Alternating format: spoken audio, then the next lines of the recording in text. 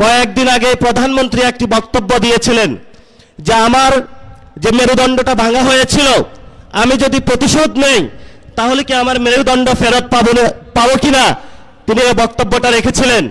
আমি সবিনয়ে মাননীয় প্রধানমন্ত্রীর কাছে জানাতে চাই, এই যে এখানে এতগুলো মানুষ উপস্থিত হয়েছে, যাদেরকে অন্ধকার প্রকোষ্ঠে রাখা হয়েছিল, যাদের বাপকে হলো থানায়, জেলায়, পুরো বাংলাদেশের বিভিন্ন কারাগারে ঘুরানো হয়েছিল, এই মানুষগুলো প্রতিশোধ চায় না, কিন্তু আমরা বিচারে বিশ্বাসী।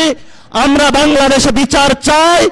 যদি বিএনপি সরকার বাংলাদেশে আমাদের এই মজলুম মানুষের বিচার করতে সক্ষম না হয়, ইনশাআল্লাহ 11 দলীয় জোট আগামী নির্বাচনে ক্ষমতায় গিয়ে আওয়ামী ফ্যাসিস্ট আমলের সকল গুম, খুন, নির্যাতন এবং জুলুমের বিচার বাংলার মাটিতে করবে ইনশাআল্লাহ।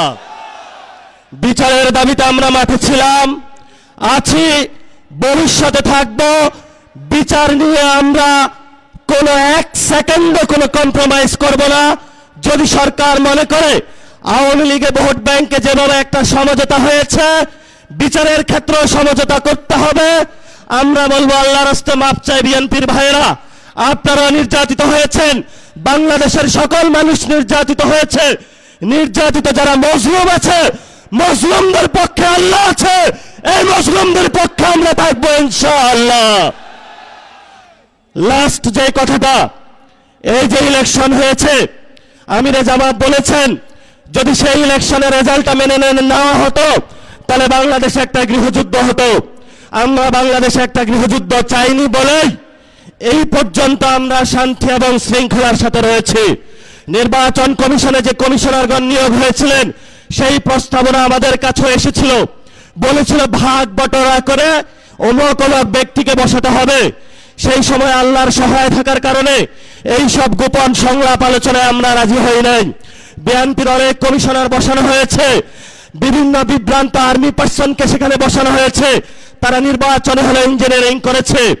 আমরা আপনাদেরকে হুঁশিয়ার করে দিতে চাই, এই অনেক কমিশনারদের এক পা অলরেডি কবরে চলে গেছে।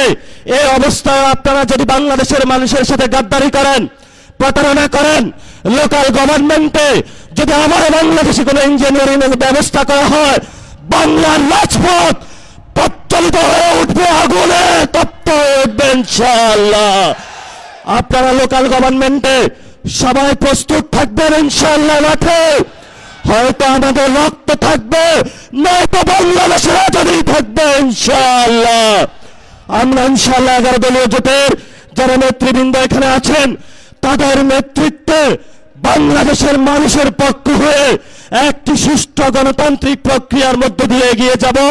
এটাই বাংলাদেশ, এটাই আবু সাঈদের বাংলাদেশ, এটাই হলো শহীদ মুগ্ধের বাংলাদেশ, এটাই হলো শহীদ ওয়াসিমের বাংলাদেশ। সবাইকে আসসালাম। রাজপথে থাকবেন, রাজপথ ছাড়বেন না। রাজপথে মুক্তির সমাধান, রাজপথে আজাদির সমাধান, রাজপথে বাংলাদেশের সমাধান, রাজপথে হলো সার্বভৌমত্বের সমাধান, রাজপথ হলো ইসলামকে সার্বভৌমত্ব রক্ষার সমাধান। এই সমাধান আমাদেরকে ইমানি দায়িত্ব, দেশপ্রেমের দায়িত্ব, এই দায়িত্ব আমাদেরকে আদায় করে ইনশাআল্লাহ আমরা ঘরে ফিরবো। আসসালামু আলাইকুম।